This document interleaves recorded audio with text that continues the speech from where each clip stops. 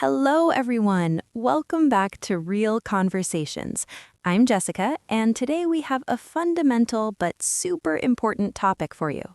Hey there, I'm Jack. And yes, today we're talking about nouns, but not just boring grammar rules. We're going to show you how native speakers actually use nouns in everyday conversation. Because here's the thing, you probably learned about nouns in school, right? A noun is a person, place, or thing. But knowing the definition and actually using nouns correctly and naturally in spoken English are two different things. Exactly. There are so many things about nouns that textbooks don't always teach you, like when to use a versus the, when to make nouns plural, countable versus uncountable nouns, and all those tricky exceptions. Right, and in spoken English, there are patterns and habits that native speakers follow without even thinking about it. But as a learner, you need to understand these patterns consciously. So today, we're going to cover the most important things you need to know about using nouns in real, natural English conversation. We'll talk about articles, plural forms, countable and uncountable nouns, collective nouns, and common mistakes that learners make. And we'll do this through real examples and conversations so you can hear how these concepts work in practice. By the end of this episode, you'll have a much better understanding of how to use nouns naturally, and you'll avoid some of those common mistakes that trip up English learners. Perfect. So everyone, let's get started. All right, Jack, let's start with the basics. What exactly is a noun? Well, the traditional definition is that a noun is a person, place, thing, or idea. So words like teacher, London, table, and happiness are all nouns. Right, and in English, we have different types of nouns. Let's start with countable nouns versus uncountable nouns, because this is where a lot of confusion happens. Okay, so countable nouns are things you can count, like one book, two books, three books. You can put a number in front of them. Exactly. Examples of countable nouns are chair, dog, idea, person, car, apple, question. You can say one chair, two dogs, three ideas. And countable nouns have both singular and plural forms. Chair becomes chairs, dog becomes dogs. Right. Now, uncountable nouns are things you can't count individually. They're usually substances, abstract concepts, or things we see as one whole mass. Examples include water, music, advice, information, furniture, luggage, homework, rice. You can't say one waters or two musics. These nouns don't have a plural form in the same way. If you want to count them, you need to use measurement words like a glass of water, a piece of advice, a grain of rice. Exactly. You can say two glasses of water or three pieces of advice, but not two waters or three advices. Now, here's where it gets tricky. Some nouns are countable in other languages, but uncountable in English, and vice versa. Oh, yes, this confuses learners so much. For example, advice is uncountable in English. You can't say an advice or advices. Right, you have to say a piece of advice or some advice. Can you give me some advice, not can you give me an advice? Same with information. It's uncountable. I need some information, not I need an information or informations. Other common uncountable nouns that trip people up: homework, furniture, luggage, equipment, research. You can't say, I have many homeworks, or I bought a new furniture. You say, I have a lot of homework, or I bought a piece of furniture. Now let's talk about articles, a, an, and the. This is one of the hardest parts of English for many learners. It really is. Let's start with a and an. These are called indefinite articles because they refer to one non-specific thing. A is used before words that start with a consonant sound: a cat, a book, a house. An is used before words that start with a vowel sound: an apple, an elephant, an hour. Notice I said vowel sound, not vowel letter. An hour uses an because hour starts with a vowel sound. The H is silent. Right, and a university uses a because even though university starts with U, it sounds like university, which is a consonant sound. Good examples. Now, you use a or an when you're talking about one thing in general or mentioning something for the first time. I saw a dog in the park. This means any dog, not a specific one. It's the first time I'm mentioning it. I need an umbrella. Any umbrella, not a specific one. Now, the is the definite article. You use it when you're talking about a specific thing that both you and the listener know about. Right, so if I said, I saw a dog in the park, the dog was really cute. The second time I use the because we now both know which dog I'm talking about. Exactly. First mention, a dog. Second mention, the dog. You also use the when there's only one of something. The sun, the moon, the president of the United States. Or when it's obvious which one you mean from the context. Can you close the door? Means the door in this room, the one we both see. I'm going to the store means the store I usually go to, the one we both know about. Now, here's where the tricky part is. Sometimes we don't use any article at all. This is called the zero article. We use no article when talking about things in general with plural countable nouns or uncountable nouns. I love dogs means all dogs in general, not specific dogs. Music is important to me means music in general. Cats are independent, talks about cats in general. Water is essential for life, talks about water in general. But if you're talking about specific instances, you use the. I love the dogs in my neighborhood means those specific dogs. The music at that concert was amazing refers to that specific music. This is confusing for learners because the difference is subtle. Right, let me give you a comparison. I like coffee means I like coffee in general as a beverage. I like the coffee at this cafe means I like the specific coffee they serve here. Children need love is a general statement about all children. The children in this classroom are very smart is about specific children. Now, let's talk about making nouns plural. Most English nouns are easy. You just add s. Right, cat becomes cats, book becomes books, car becomes cars. Simple. But there are some spelling rules. If a word ends in s, sh, ch, x, or z, you add es instead of just s. So box becomes boxes, brush becomes brushes, watch becomes watches, class becomes classes. If a noun ends in a consonant plus y, you change the y to I and add es. Baby becomes babies, city becomes cities, story becomes stories. But if it ends in a vowel plus y, you just add s. Boy becomes boys, day becomes days, key becomes keys. Now, here's where English gets annoying. Irregular plurals. Some nouns don't follow the rules at all. Oh yes, these just have to be memorized. Man becomes men, woman becomes women, child becomes children. Foot becomes feet, tooth becomes teeth, mouse becomes mice. And some nouns don't change at all. Sheep stays sheep, fish stays fish, deer stays deer. I saw 1 sheep or I saw 10 sheep. Same word. Now let's talk about collective nouns. These are nouns that refer to a group of people or things.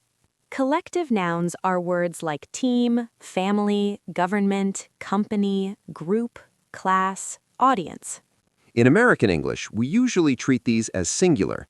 The team is playing well. My family is coming to visit. But in British English, they can be plural. British people might say the team are playing well, or the government are making a decision. Both are correct. It just depends on whether you're thinking of the group as one unit or as many individuals. Now, let's talk about some common mistakes that learners make with nouns. Good idea. Mistake number 1, using a or an with uncountable nouns. Right. Don't say, I need an advice, or can I have an information? Say, I need some advice, or can I have some information? Mistake number 2, adding s to uncountable nouns. Don't say, I have many homeworks, or we need new furnitures. Say, I have a lot of homework, or we need new furniture. Mistake number 3, forgetting articles when they're needed. Don't say, I am teacher, or I live in apartment. Say, I am a teacher, or I live in an apartment. Mistake number 4, using the when you should use no article. Don't say, I love the pizza when talking about pizza in general. Say, I love pizza.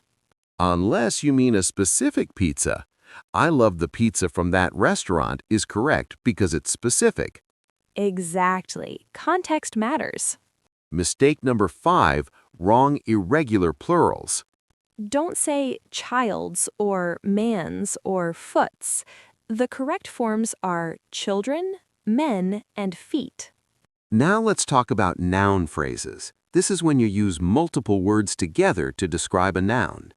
In English, adjectives come before the noun, which is different from some languages. Right, we say a red car, not a car red. The beautiful house, not the house beautiful. If you have multiple adjectives, there's a specific order they follow, though native speakers do this naturally without thinking. The general order is opinion, size, age, shape, color, origin, material, purpose, then noun. So you'd say a beautiful, big, old, round, blue, Italian wooden dining table. All those adjectives in that specific order. Though honestly, native speakers rarely use that many adjectives at once. Usually it's just 1 or 2. Right. A big house, a beautiful blue car, an interesting new book. Now let's practice. I'll give you some scenarios and you think about what's correct. Great. Listeners, pause and think, or just listen along. Scenario 1. You want to ask your teacher for help with your studies. Do you say, "Can you give me advice?" or "Can you give me an advice?" The correct answer is, can you give me some advice? Remember, advice is uncountable, so you can't use a or an. Perfect. Scenario 2. You're talking about pets in general. Do you say, "I like cat" or "I like cats"? The correct answer is, I like cats. When talking generally about countable things, use the plural form with no article. Great. Scenario 3. Your friend bought some new items for their living room. Do you say, "I bought new furnitures" or something else? I bought new furniture. Furniture is uncountable, so no plural s. Or you could say, I bought some new furniture, or I bought pieces of furniture. Excellent. Scenario 4. You're talking about where you work. Do you say, "I work at hospital" or "I work at a hospital"? I work at a hospital. You need the article a here because it's a countable singular noun. Perfect. Now let's have a real conversation using nouns correctly. I'll be person A, you be person B. Okay, Hey, I heard you got a new job. Congratulations. thanks. Yes, I'm working at a software company now. The office is really nice. That's great. What kind of work do you do there? I'm a project manager. I work with a team of developers and designers. Nice. Are the people friendly? Yes, the team is really supportive. My coworkers are helpful and my boss is understanding. That's important. How's the commute? Do you drive to work? No, I take the train. The station is near my apartment, so it's convenient. The commute takes about 30 minutes. Not bad. Do you get time for lunch? Yes, we have an hour for lunch. There are some good restaurants near the office, so I usually get food there. Sounds perfect. I'm so happy for you. See how we used articles, plural forms, and different types of nouns naturally throughout that conversation? Right. A software company, the office, a team, the people, my coworkers, all different patterns but all correct. Now, let me give you some tips for getting better at using nouns. First tip, when you learn a new noun, learn whether it's countable or uncountable. This will help you know which articles to use. Second tip, pay attention to articles when you read or listen to English. Notice when native speakers use a, an, the, or no article at all.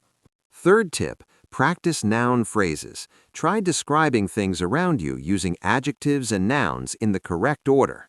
Fourth tip, make a list of common uncountable nouns and review it regularly. These are the ones that cause the most problems. Fifth tip, Don't stress too much. Even if you make article mistakes, native speakers will usually understand you. It's okay to make mistakes while you're learning. That's true. Native speakers are generally very forgiving of article errors because they know articles are hard. But the more you practice and pay attention, the more natural it will become. Now, let's do a quick quiz. I'll say a sentence, and you tell me if it's correct or incorrect, and if incorrect, how to fix it. Ready? Sentence 1. I need an advice about my career. Incorrect. It should be, I need some advice about my career, or I need advice about my career. Advice is uncountable. Good. Sentence 2. Children needs love and attention. Incorrect. It should be, children need love and attention. Children is already plural, so use need, not needs. Right. Sentence 3. I saw the movie last night. The movie was excellent. Correct. First mention uses a movie, then the movie for the second mention. Oh, wait. Actually, the first mention says the movie, which could be correct if both people know which movie you're talking about. Exactly. It depends on context. If you'd already discussed which movie, the movie is fine. Sentence 4. I love the music.